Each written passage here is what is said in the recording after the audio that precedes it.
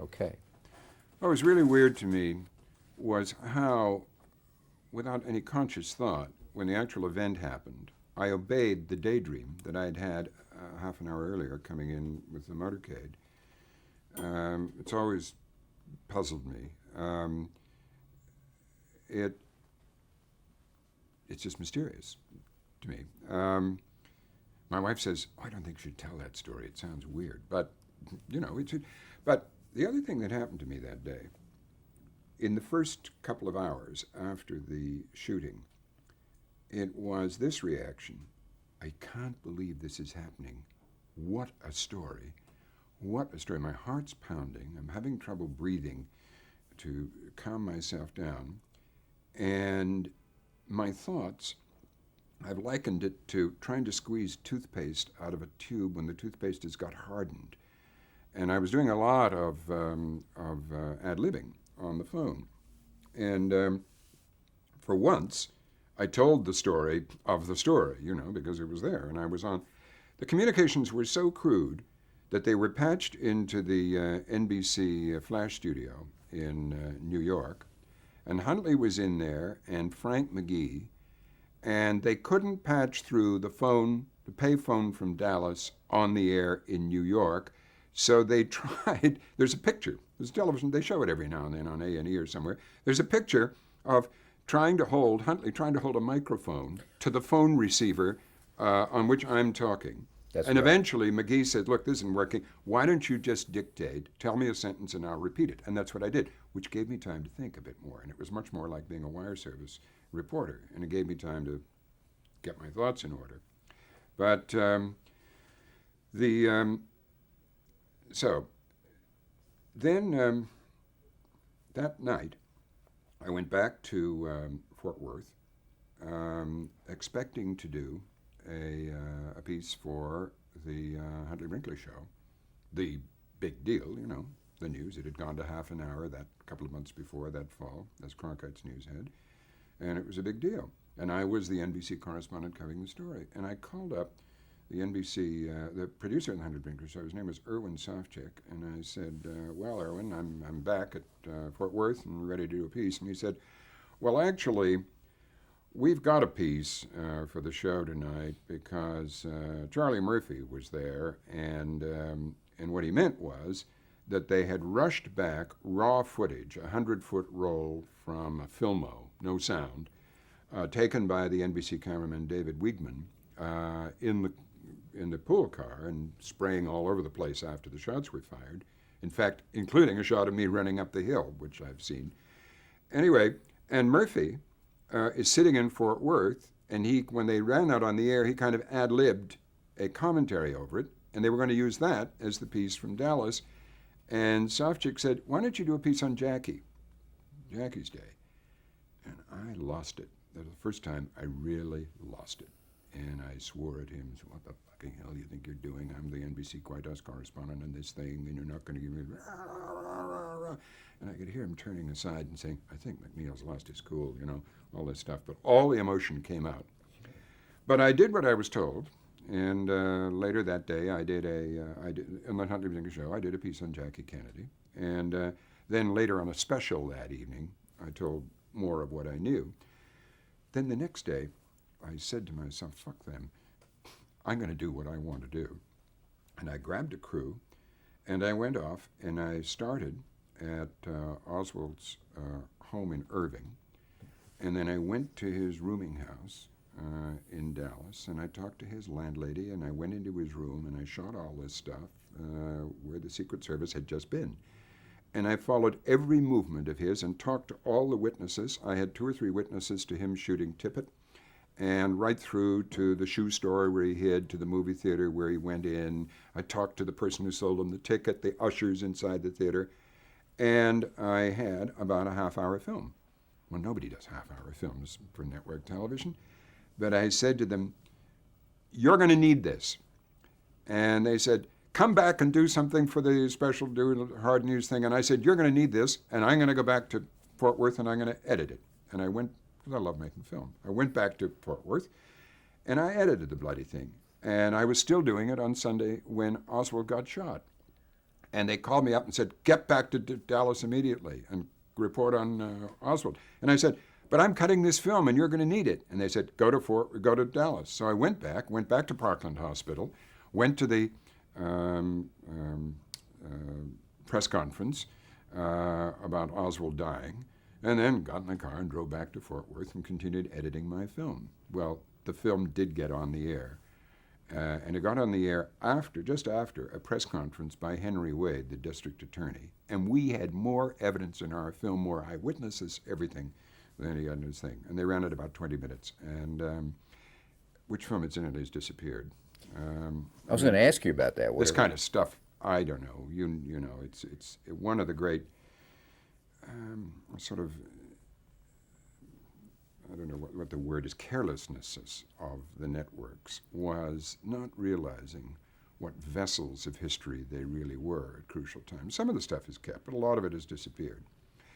But it reminded me of I know, I forgot to tell you. After Mrs. Kennedy left, Mac Kilduff, after she left the hospital on the day of the assassination, Mac Kilduff, who was the assistant press secretary, came around to collect any of us who were still in the emergency room. And only Pierpoint and I were there because everybody else had cleared out. And he came to get us. And we said, for God's sake, Mac, tell us what's happened. What's happened? He said, there's going to be a press conference. I can't tell you. And we followed him all the way around the outside of the hospital, a long way. You had to climb over little fences and up bits of lawn and over walls and everything, all around to a nurse's room. And we kept panting. Pierpoint and I said, for God's sake, Mac, tell us. For God's sake, Mac, tell us. And no, I can't. Anyway, we got into there was a nurse's classroom on the other side of the hospital. And I must say, he was good enough to come and get us himself. And everybody said, okay, finally. And he put his hands on the desk at the front, and his hands were trembling, and tears were running down his face. And he said, President John F. Kennedy, and somebody said, wait a minute, what time is it? And everybody agreed it was going to be 1:30, whatever the time was. And then, holding his hands down to stop himself from trembling, and with tears running down his face, he said, President John F. Kennedy died today of a gunshot wound in the brain. And Pierpoint and I raced out of the room together, through the swing doors, all the way around the outside of the hospital again, all the way back over the fences and everything else, till we came back to the two payphones where doctors were holding them for us, grabbed the phones, and he told Cronkite, and I told Huntley that the president's death was official. That's how hard the communications were then. I mean, really silly. And earlier, I can remember Cronkite saying, Pierpoint saying to Walter, you can't say the President of the United States is dead until it's official that he's dead. Because Dan Rather had it from a police source or something. Dan was the local reporter. Had it from a police source that he was dead. And Pierpoint was saying, you can't kill the President of the United States until he's dead, all this. Mm-hmm. Anyway, so that was just a little piece that belongs back earlier in that thing.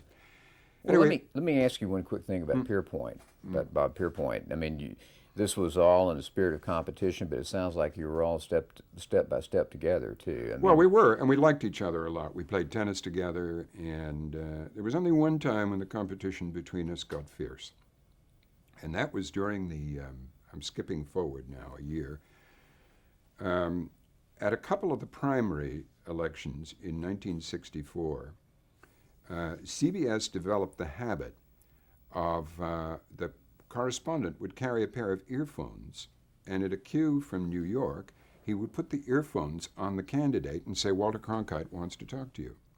And I said to Pierpoint, if you do that again in front of me, I'm going to grab the earphones off him. And Pierpoint said, okay, I won't do it again, and I'll tell New York, we can't do that. I mean, it was preempting a press conference for everybody so that Walter could talk to the goddamn candidate. And that's the only time I had any. Pierpoint and I we really liked each other. And sure, you could be competitive, but you were competitive in things like that, but also in what you said and how you said it and how much you understood of what was going on. And he was a very experienced reporter. Were you aware of Dan Rather at that point? I know. I only heard that a CBS reporter was saying that he was dead. Oh. that I'd never heard of Dan Rather till then. So anyway, after the assassination, I went into a month of kind of depression. I couldn't believe that this could happen, how it could have happened. Also, I was living in Washington, and my wife came over from London to join me. I'd come ahead with the kids because she wasn't well, and that wasn't working well, and that contributed to the thing.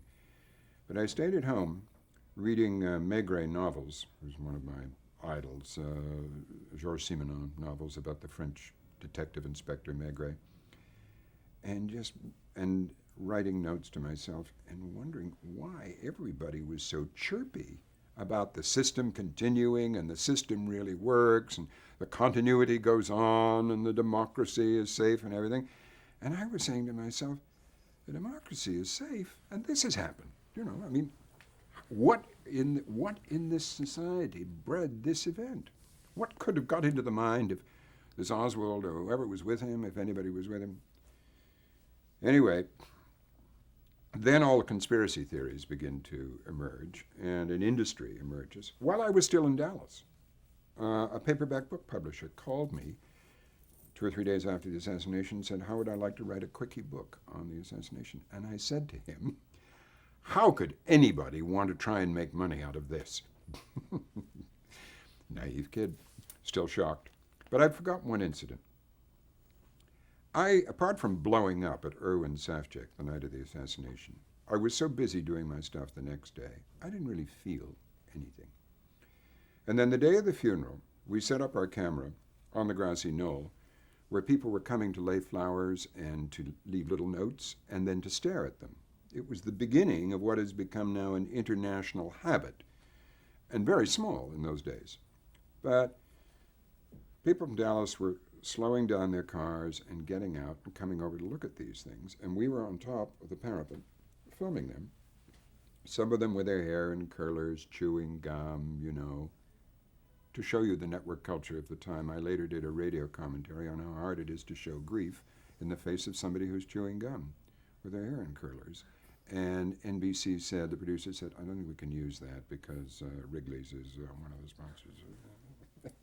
Anyway, we were filming all this, and as we were filming, trying to get a mood piece that would go with for the Huntley-Brinkley show later that day, an old man came and sat down beside me and put a transistor radio on the little stone parapet. And at that precise moment, the Black Watch Regiment was passing the microphone in the parade, and the bagpipes were playing a lament. And now I suddenly lost it, and I found myself bawling there. I was just tears pouring out of my eyes, and I was sobbing, and I remember feeling how strange this is, because it hurts. If you don't cry very often, it hurts to cry, Your tears are very salty, and they burn in your eyes. Anyway, I got over it after a while, but the reason for the cue was that only about 10 days earlier, on a brilliant autumn afternoon, I'd been on the south lawn of the White House. President, Mrs. Kennedy, and their 2 children on their knees were sitting up on the portico, the balcony, and the same Black Watch Regiment was parading up and down on the south lawn, playing the bagpipes and everything. And of course, the bagpipes are a huge ethnic thing to me. So that's when I really began to feel the awesomeness of what had happened. So anyway, I got over my depression, went back to work, and NBC gave me the assignment of covering Goldwater for the campaign, which went on through the year, being taken off occasionally when the campaign slowed down in the spring. I went to Brazil to cover the revolution there that overthrew the socialist premier Goulart. Now you were reporting for Huntley-Brinkley at this time. Yeah, and there was a kind of hierarchy among reporters, and some people did stuff for the Today Show, some did radio, some did other news shows. But what they regarded as the Golden Ghetto, and they called it that. Reuben Frank was then the producer of the Huntley-Brinkley show, and the inventor of it, and he was my rabbi. I mean, he and Kintner were the ones up there who kept pushing me up. It was Reuben who made me a correspondent in London, and so on. So I was on a sort of a kind of very nice fast track, but the presidential year was clearly a testing ground, and You I mean covered. for your career, you I mean? think so. Yeah. Yeah. If I'd screwed it up, it probably wouldn't have gone much further. But I did okay with that, and I covered the White House under Johnson. When the actual campaign began, they alternated us. They took us back and forth between Goldwater and I covered Johnson quite a lot. Had a lot of run-ins with Billy Don Moyers, who was his press Well, secretary. let's talk about that a minute. What kind of run-ins did you Well, have with Bill Waters? they never let a Huntley Brinkley show go by, but I knew from either the president or Billy Don how they felt about it. And some of it was very blatant. Well, the president was very disappointed tonight. Bob. My nickname is Robin, and Billy Don has always called me Bob. And anyway, he started then. And he let me know in uncertain terms that the president was very disappointed with the thrust you did tonight. Or I had done one in Indianapolis, where in that main square in Indianapolis at the War Memorial, Johnson had a vast crowd, and he had those plastic boaters, those flat hats, and he was skimming them out into the crowd. And then he waded down into the crowd, and he shot his cuffs like this and just waded into this crowd. And I used my commentary. It was like a man sitting down to a gourmet meal, and they didn't like that at all. But later, I did some stuff pulling together what were beginning to be fragments of the Great Society and putting them into a collective whole, and they really liked that, But the Well, how did you feel about Moyers calling you, though? I mean, what? well, I thought it was pretty blatant, news control. But you worked around it. You did your own thing, and it got very embarrassing at times. One time, press plane landed before Air Force One in some city, I can't remember, and the press was herded into a little roped-off area on the tarmac. Air Force One rolls up, red carpet out, the governor, lieutenant governor, senators, congressmen, all delegation all line up to shake the president's hand. The president comes bouncing down the steps, ignores them all, walks down the red carpet, climbs over the rope, the press area, wades through the reporters, and he's taller than all of us. And he comes over to me and he puts his arm around me. And he says to all of them, I just want you to see a fine example of political reporting right here. This man has got it right. He understands what I'm trying to do in this campaign. This time I am melting into the tarmac, with embarrassment. It's the way Johnson worked. Another time we're on the pool on Air Force One. Frank Cormier of the AP and I, longtime White House correspondent. And we're traveling almost all across the country diagonally that day. And Lyndon Johnson says, come back to the cabin. So we go back to the cabin, and the plane takes off, and he is soaked in sweat. And without any apology to us, while calling for one Fresca after another from the steward, and saying to us, don't say I'm drinking bourbon or anything, it's just Fresca. He takes off all his clothes in front of us, down to nothing, rubs himself down with the towel, and puts on a whole set of dry clothes without missing a beat in talking. I mean, he frequently did this. I mean, he'd talk to people while I was sitting on the toilet. Then he sat down on the bed. Cormier's sitting there, I'm here, and the president's here. And the president had very big hands. And as he's talking, and this goes on about an hour and a half, flying across the country, he's emphasizing his points by jabbing me in the thigh like this. For weeks afterwards, I had this huge black and blue area in the thigh because he kept jabbing like this. But his whole line was, MacNeil, you don't want to be just a reporter for Huntley and Brinkley. And Cormier, you don't want to be a reporter for the Associated Press. You want to be a big executive. And you want to be an anchorman. Now, if you stick with me, I'm going to give you news before it's news, and you'll beat all those other some bitches, and you'll know. and I'm going to do this, and I'm going to do that, and one of the things I'm going to do, we got a water shortage in this country. Look at that down there, all that dry land. We're moving into all that arid land where we shouldn't be moving because there isn't enough water. We're going to run out of water. Do you know what I'm going to do? I'm going to take the seawater and make it into fresh water. If the Israelis can do it, we can do it. We can have a society where there's enough water for everybody in this country, and you stick with me, and I'm going to tell you all. It just went on and on and on like this.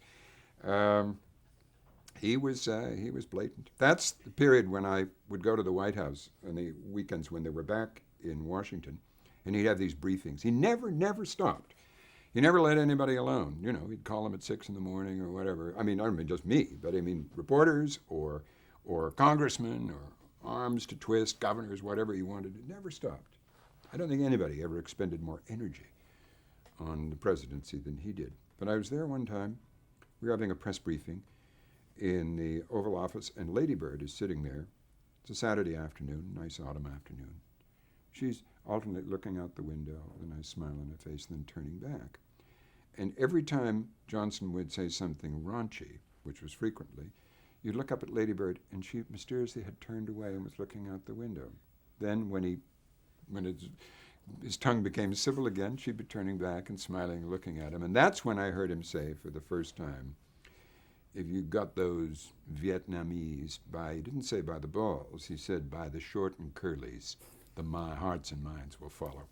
And she was looking out the window and turning back and smiling. Did you ever have any run-ins with Liz Carpenter? No, not until later. I really didn't have much to do with her. No, and it was all a brief time, because the campaign ended, and in November '64, and then NBC gave me the best job I ever had, and that was a roving features reporter for the Huntley Brinkley Show. I could go anywhere and spend about a week and come up with a 2 or 3 minute feature report. And I did them from Brazil. I could go where I wanted to. And I went over to do stuff from the Guyanas, South America. I went to Spain, do a bunch of stuff. Went to one of many attempts to trying to explain the European Common Market, agricultural policy to Americans. I've tried that endless times. Anyway, I was in Brussels doing that one, January '65, when Churchill fell seriously ill. And it was one of those occasions where I just invited myself onto the story, knowing the British story very well. I just called up NBC in London and said, "You're going to need me." And they said, "Well, maybe you better wait until New York says to do it." I said, "I think you're going to need me." So I went over to London, and you couldn't go wrong on that story. I stayed nights and nights and nights outside Churchill's house. I had seen Churchill in his last appearances in the House of Commons. I used to go down when I wasn't doing anything else for NBC. I'd go down and sit in the House of Commons for question time in the afternoon, just as an entertainment, and because it was part of the fabric of British politics. Very entertaining. And on several occasions, I saw Churchill come in and take his seat. And this really slumped old man, walking very slowly with a cane, he would appear at the door. And the etiquette was that anybody coming in while the proceedings were on would bow to the speaker and be acknowledged, and then he would take his place. He wouldn't just walk in and take his place. But whenever Churchill appeared in the door, whoever was speaking would stop, and the whole house would go, rah, rah, rah, rah, rah, rah, which is their way of applauding. You don't clap. And sometimes they would beat their chairs a little bit. And it was incredible. And this old guy, would creep in, and the first Tory front bencher next to the cabinet bench would slide over and give Churchill the first bench there. And he would sit down, and he'd put his cane like this, and he'd gradually subside, and he had this, like a turtle's head coming out of his collar, and a gray waistcoat and his bulgy tummy, and he'd gradually sort of go off to sleep there. And it was uncanny to sit there and look at this guy whose personality and fortitude and eloquence had stopped the world, not very many years before. And to see that he was still alive and still there, it was uncanny. Then he was down in Monte Carlo, and he slipped, staying at the Hotel de Paris there, and he slipped in the bathroom and broke his hip. I immediately flew down there. I think I was the only reporter who did from London. Immediately flew down, and as he came out of the out of the hotel, into an ambulance on a stretcher, I was there right at the door of the ambulance. And Churchill, his eyes kind of opened up, and he gave me this V for Victory sign from the war. I felt very, very special. Oh, that's incredible. So when he died, I just felt I had to be in London. And so I did a couple of stories there that I was really pleased about. One of them, we were the first people to get into Churchill's war room. It's now open as a museum under the Defense Ministry, but nobody had ever filmed in there before. And it really is an extraordinary place. This is where they commanded the Battle of Britain and everything. 2-3 stories down under reinforced concrete. He had a cabinet table and a bedroom and a little broadcast place where he talked to the nation, and a room where he called up Roosevelt with the hands set to the Washington time because he kept getting it wrong. And then this war room shored up with big timbers underneath, so you had to duck under the timbers. And here were left still all that kind of improvisation that was the Second World War. I mean, there were little notices in ink stuck up with thumbtacks to the beams, which were rusting, and there was on the blackboard, little things. All the technology of the Second World War was all technology we as kids could operate and take apart. You could, all the telephony and everything else, it was all stuff that screwed wires together. So different from now. And it was full of all, so I did a piece down there. NBC ran it 3 times in one day on the network. And then we went down to Bladen. As cameraman, who was a great favorite of mine. We were real friends, Chris Callery. And we went down we'd had a lot of adventures together, all over the place. And we went down to Bladen, which is the little village next to the estate, Blenheim, where Churchill grew up. And they were digging his grave. And nobody else was there. And we were at a little church, cold January day, no snow on the ground, and rooks like crows cawing in the empty trees, leafless trees. And these old guys who looked like something out of Shakespeare digging the grave. And we put the microphone down and listened to them talk, and just their country dialects and everything. Then we went down to the local parson's house, and he'd kept a scrapbook of the village, and his predecessor had. And here were all the things that had gone on in the village all during Churchill's life. And I just wove all that in, how Churchill would go shooting on the estate, and the village boys would come along afterwards and pick up the cigar butts that he threw away because they were quite long, and they'd take them away, and all sort of stuff like that. The women who were paid 6pence to make a pair of gloves back around the turn of the century when Churchill first came in, and when water came and electricity came to the building and all that. It was really haunting. And then Ellie Abel and I did the commentary together on the funeral, and it was. Well, we're going to change tape here then before we do that.